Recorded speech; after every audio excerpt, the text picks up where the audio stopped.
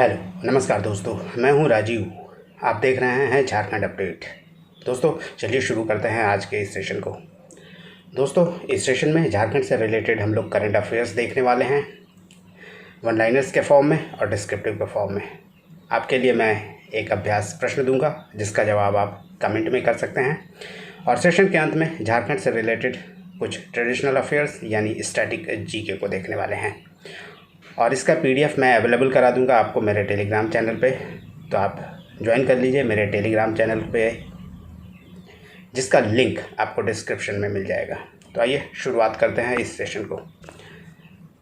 हर दिन की तरह शुरू करते हैं लास्ट वीडियो में पूछे गए अभ्यास प्रश्न से। और पिछले वीडियो का अभ्यास प्रश्न था, झारखंड के किस उपन्यासकार को प्रेमचंद्र स्मृति कथा सम्मान दिया गया है? Option A Mahua Majhi, option B Jacinta Kerketta, option C Ranendra अथवा ऑप्शन डी उपरोक्त सभी।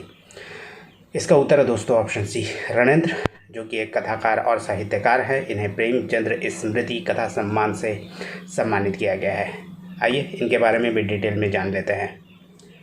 आपको बता दें कि झारखंड के कथाकार व उपन्यासकार हैं रणेंद्र। इसके अलावा आपको बता दें कि टीआरआई के ये चेयरमैन भी हैं, अध्यक्ष भी हैं। उन्हें ही 14वां प्रेमचंद्र स्मृति कथा सम्मान से सम्मानित किया गया है, और उनकी गौरवशाली कथा यात्रा के लिए यह सम्मान उन्हें दिया गया है। आपको बता दें कि रणेंद्र आदिवासी मूलवासी जीवन के यथार्थ व समस्याओं को लगातार विमर्श में लाने का प्रयास करते रहते हैं, ताकि इस पर डिस्कशन हो और आदिवासी मूलवासी की जो मूल समस्याएं हैं उस पर लोगों का और सरकार का ध्यान जाए। कथाकार रणेंद्र 56 छुरी, 72 पेच, भूत बेचवा, बाबा कौआ और काली रात, सरीखी कहानियों और ग्लोबल गांव का देवता, गायब होता देश तथा गूंगी रुलाई का कोरस जैसे उपन्यासों से एक अनूठी पहचान अर्जित की है कथाकार रणेंद्र ने। आपको बता दें कि कुछ दिनों पहले ही इफ़को यानी Indian farmers fertilisers cooperation limited द्वारा उन्हें 2020 का श्रीलाल शुक्ल स्मृति इफ़को साहित्य सम्मान भी दिया गया था, और वह यह सम्मान पाने वाले झारखंड के प्रथम साहित्यकार हैं। चलिए दोस्तों आगे बढ़ते हैं, और अब झारखंड से रिलेटेड देख लेते हैं कुछ इम्पॉर्टेंट करंट अफेयर्स को। पहला प्रश्न है, झारखंड के युवा फिल्मकार निरंजन कुजूर के किस विज्ञापन फिल्म को विज्ञापन जगत का प्रतिष्ठित पुरस्कार एबीज अवार्ड प्रदान किया गया है? ऑप्शन ए तीरे बेंधोना, ऑप्शन बी एडपा काना, option see the gold blood अथवा ऑप्शन डी द स्पिटिंग वाल। इसका सही उत्तर है दोस्तों ऑप्शन डी द स्पिटिंग वाल को एबीज अवार्ड दिया गया है, जो निरंजन कुजूर द्वारा बनाया गया है। आइए इसके बारे में भी हम लोग डिटेल में जानते हैं। इस तरह दोस्तों ऑप्शन डी इसका सही उत्तर है, यानी द स्पिनिंग वाल। 28 जून 2023 को झारखंड के युवा फिल्मकार निरंजन कुजूर के विज्ञापन फिल्म द स्पिटिंग वाल को विज्ञापन जगत का प्रतिष्ठित पुरस्कार एबीज अवार्ड गोवा फेस्ट के दौरान उन्हें दिया गया। आपको बता दें कि यह अवार्ड एडवर्टाइजिंग क्लब के 54वें संस्करण में दिया गया था, और विज्ञापन जगत में इसे साउथ एशिया का सबसे बड़ा अवार्ड माना जाता है। एड फिल्म का उद्देश्य था पान गुटखा खाने वालों को जागरूक करना, यानी इसी उद्देश्य से यह एड फिल्म बनाया गया था। यह एक डिजिटल एड फिल्म है, और इस एड फिल्म को स्पेशलिस्ट कैटेगरी के काउज मार्केटिंग के लिए पुरस्कृत किया गया है। आइए जानते हैं इनके यानी कुजूर के फिल्म कैरियर को। अब तक उसने 5 एड फिल्म बनाई है, जिसमें 2 को अवार्ड मिल चुका है। द स्पिटिंग वाल को अब तक 2 पुरस्कार मिल चुके हैं। राज्य के युवा फिल्मकार निरंजन कुजूर की कुडुक भाषा की बनी फिल्म एडपा काना को नन फीचर फिल्म कैटेगरी में बेस्ट ऑडियोग्राफी के लिए नेशनल अवार्ड से भी सम्मानित किया जा चुका है। आपको बता दें कि निरंजन कुजूर झारखंड के लोहरदगा जिले के रहने वाले निदेशक और पटकथा लेखक हैं, यानी डायरेक्टर और स्क्रीन राइटर हैं। अब तक निरंजन कुजूर ने कुडुक, हिंदी, बांग्ला और संथाली भाषा में फिल्म बना चुके हैं। हाल ही में निरंजन ने बांग्ला में शॉर्ट फिल्म बनाई थी, जिसका नाम था तीरे बेंधोना, जिसे केरल के IDSFFK और साइन फिल्म फेस्टिवल में दिखाया जाएगा। उसके बाद इसे कोलकाता के SASFF यानी south Asian short film festival के दौरान भी दिखाया जाएगा। तो ये था दोस्तों निरंजन कुजूर के फिल्म कैरियर के बारे में, और निरंजन कुजूर के जिस एड फिल्म को पुरस्कृत किया गया है द स्पिटिंग वाल के बारे में। आइए देखते हैं अब दूसरे नंबर प्रश्न को। झारखंड सरकार द्वारा Sikatia mega lift irrigation scheme कहाँ स्थापित किया जा रहा है? ऑप्शन ए दुमका व जामताड़ा, ऑप्शन बी देवघर व जामताड़ा, ऑप्शन सी देवघर व गोड्डा अथवा ऑप्शन डी गुमला व लोहरदगा। दोस्तों यह 2 ज़िले हैं देवघर और जामताड़ा जहां Sikatia mega lift irrigation scheme स्थापित किया जा रहा है। आइए इसके बारे में भी डिटेल में जानते हैं। आपको बता दें कि देवघर और जामताड़ा जिला के अंतर्गत सिकटिया मेगा लिफ्ट सिंचाई योजना का शिलान्यास किया जाना है। इस मेगा लिफ्ट सिंचाई योजना पर करीब 484.35 करोड़ रुपए की लागत आएगी और यह 3 साल में बनकर तैयार हो जाएगा।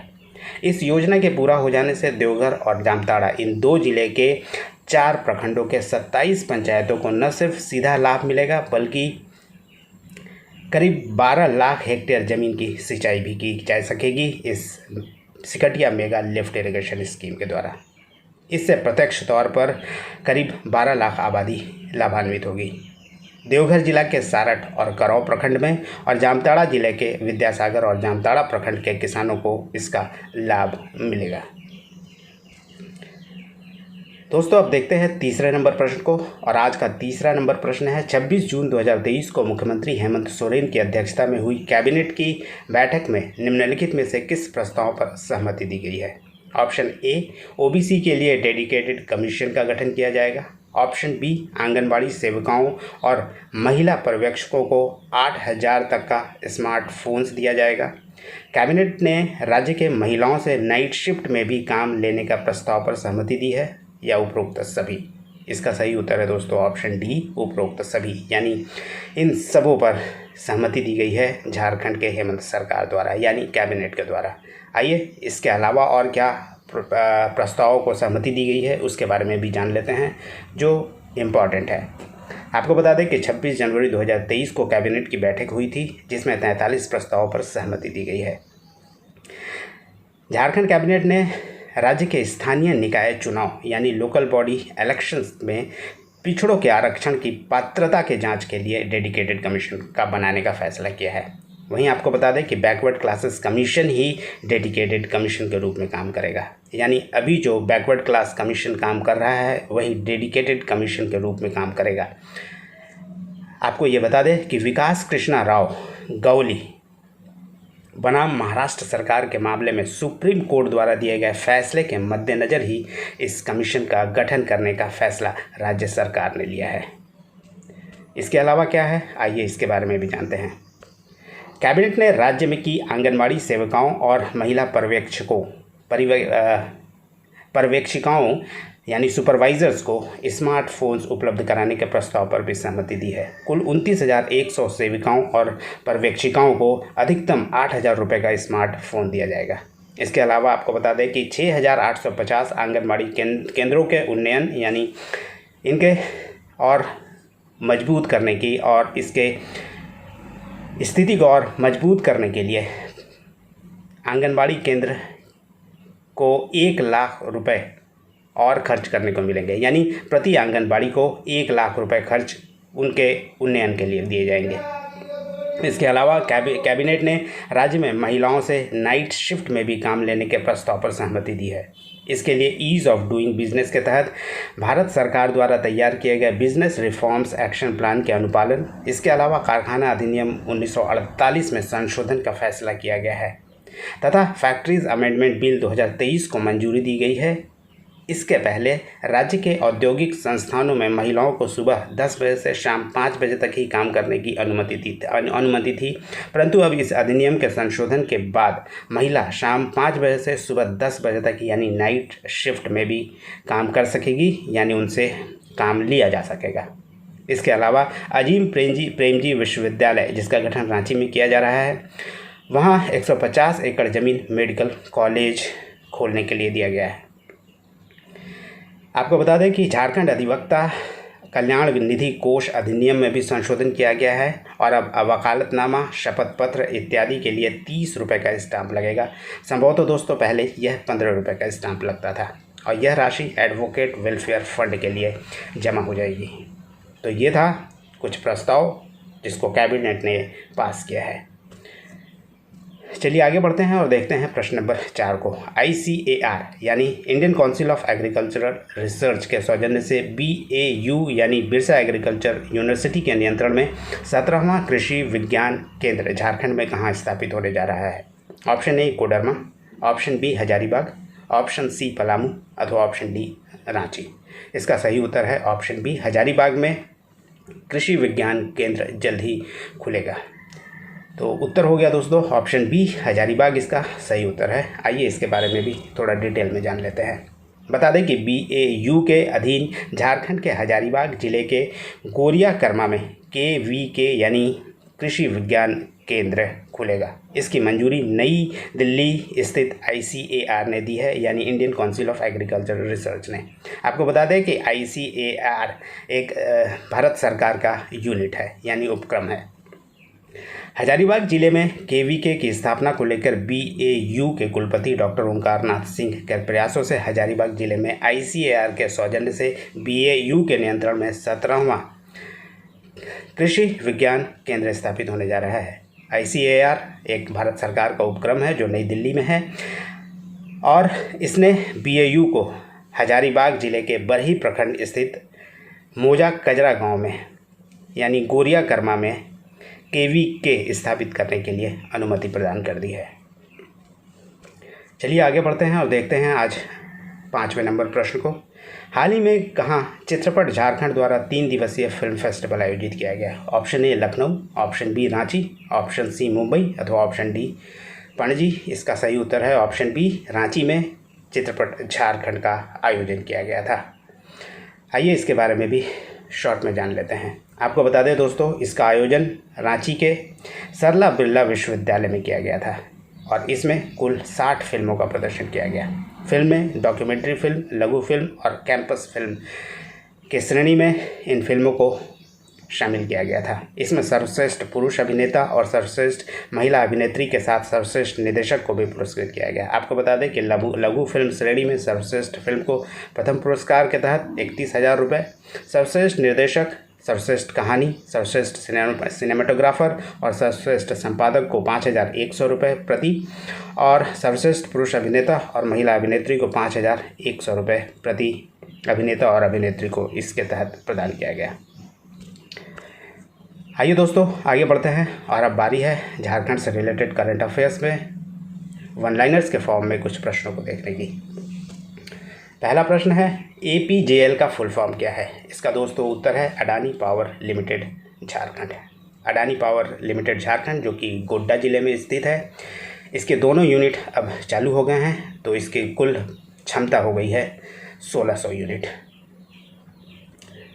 दोस्तों दूसरा प्रश्न है वर्तमान में झारखंड से लोकसभा की कितनी महिला सांसद हैं? इसका उत्तर है दो सांसद हैं। एक अन्नपूर्णा देवी जो कोडरमा से सांसद हैं और दूसरा है गीता कोड़ा जो सिंहभूम से कांग्रेस से सांसद हैं। और अन्नपूर्णा देवी भाजपा से सांसद है और वर्तमान में वो केंद्रीय शिक्षा राज्य मंत्री भी है।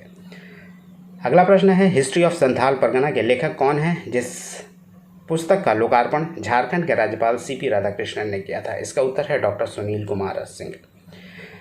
अगला प्रश्न है चेन्नई सुपर किंग्स धोनी के कप्तानी में अब तक कितनी बार IPL चैंपियन बन चुकी है? इसका उत्तर है दोस्तों 5। चेन्नई सुपर किंग्स धोनी के कप्तानी में 5 बार IPL चैंपियन बन चुकी है। इसके अलावा मुंबई इंडियंस भी 5 बार चैंपियन बन चुकी है IPL में।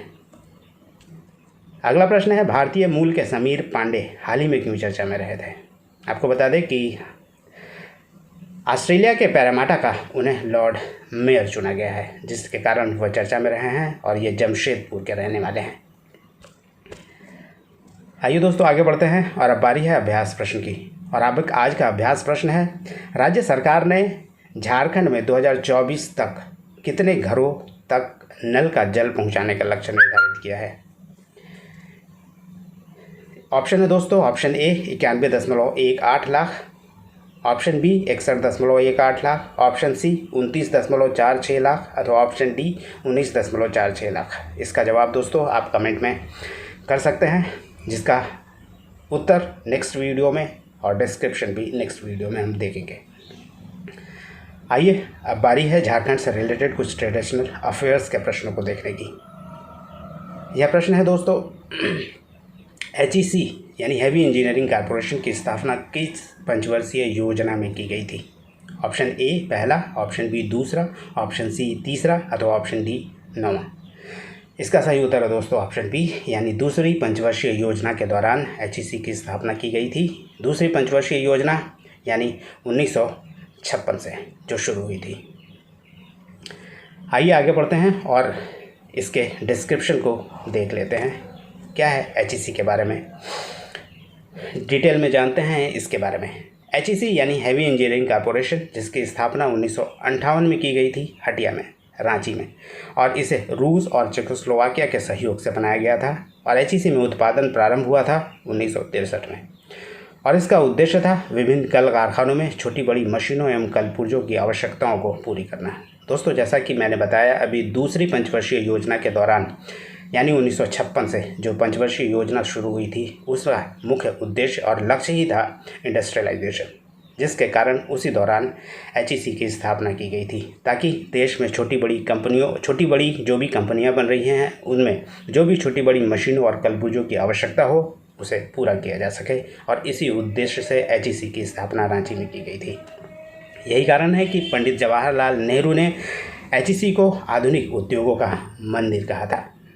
HEC यानी दोस्तों बता दें कि यह एक सार्वजनिक क्षेत्र यानी पब्लिक सेक्टर का उपक्रम है और मिनिस्ट्री ऑफ हेवी इंडस्ट्रीज़ के अंतर्गत आता है, और वर्तमान में इसकी स्थिति बहुत ही अच्छी नहीं है।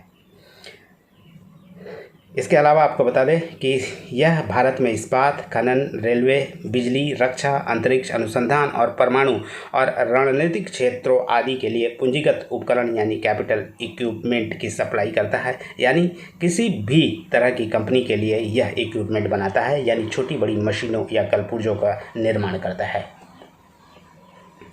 चलिए आगे बढ़ते हैं और देखते हैं अब दोस्तों वन लाइनर के फॉर्म में कुछ ट्रेडिशनल अफेयर्स को।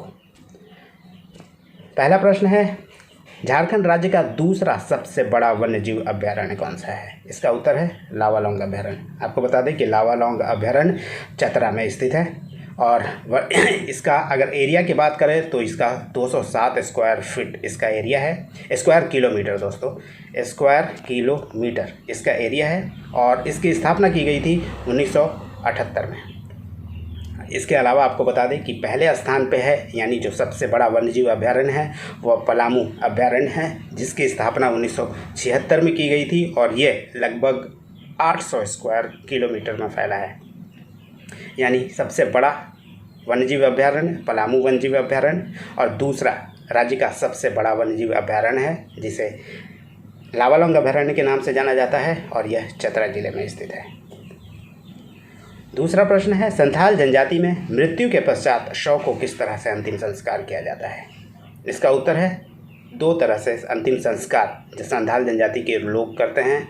शव को जलाते भी हैं और दफनाते भी हैं। अगला प्रश्न है, संथाल जनजाति में बिटलाह के अंतर्गत किस तरह की सज़ा का प्रावधान है? दोस्तों आपको बता दें कि बिटलाह संथाल जनजाति में एक तरह की सज़ा है, और बिटलाह की सज़ा पाए व्यक्ति को सामाजिक बहिष्कार किया जाता है। यानी बिटलाह के बारे में आपको बता दें कि यह निषिद्ध यौन संबंधों से जुड़ा हुआ है, और निषिद्ध यौन संबंधों के दोषी पाए जाने पर ही संथाल समाज के लोग बिटलाह की सज़ा से किसी व्यक्ति को सज़ा देते हैं, किसी व्यक्ति को। अगला प्रश्न है, झारखंड के किस मंदिर के संबंध में स्थानीय साहित्यकारों ने इसे पत्थर पर लिखी कविता कहा है? आपको बता दें कि पत्थर पर लिखी कविता यह जो कहा है ये सूर्य मंदिर के बारे में कहा गया है, जो कि रांची से करीब 40-42 किलोमीटर के आसपास है, टाटा आने वाले रूट में, और यह बुंडू में स्थित है। आपको बता दें कि रांची की एक संस्था है संस्कृति विहार, जिसने इसका निर्माण करवाया था, और यह मंदिर रथ की आकृति का बना हुआ है। बिरसा मुंडा के प्रमुख सेनापति कौन थे? दोस्तों ये तो काफ़ी इम्पॉर्टेंट क्वेश्चन है, बार बार पूछा भी जाता है। इसके अलावा हम जानेंगे कि धार्मिक सामाजिक संस्था यानी धार्मिक सामाजिक शाखा और राजनीतिक शाखा के प्रमुख कौन थे बिरसा मुंडा के। गया मुंडा की बात करें तो गया मुंडा तो बिरसा मुंडा के सेनापति थे। इसके अलावा सोमा मुंडा जो धार्मिक सामाजिक शाखा के प्रमुख थे। इसके अलावा दोनका मुंडा भी थे, जो आंदोलन के दौरान यानी उलगुलान के दौरान राजनीतिक शाखा के प्रमुख माने जाते थे। इस तरह दोस्तों यह हुआ आज का सेशन समाप्त। उम्मीद करता हूँ आपको पसंद आया होगा। फिर मिलते हैं नेक्स्ट सेशन में, तब तक जुड़े रहिए झारखंड अपडेट के साथ। धन्यवाद।